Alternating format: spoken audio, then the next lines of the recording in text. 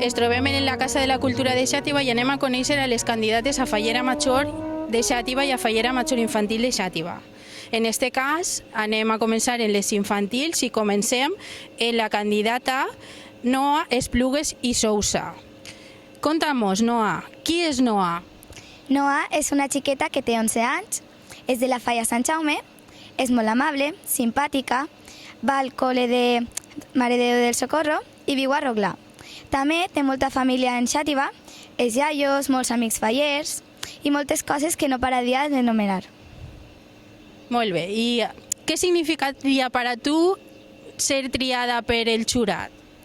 Sí, per a mi significaria un somni fer realitat i intentaré representar el millor possible a Xàtiva i per a mi també significaria una il·lusió complida.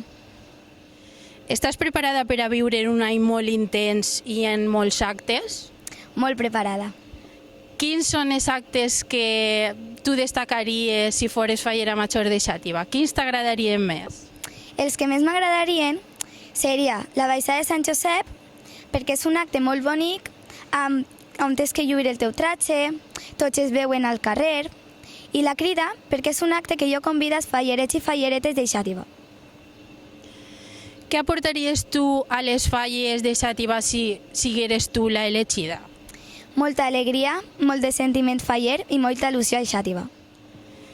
Per últim, te brindem l'oportunitat de que te dirigisques a qui tu vulguis, als teus pares, a la teua comissió, a qui vulguis. Què es diries?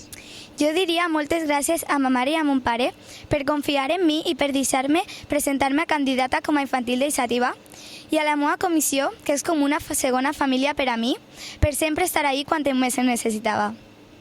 Pues moltes gràcies, Noa. Espere que sigues tu la elegida i te cride l'alcalde ese dia. Moltes gràcies. A vosaltres.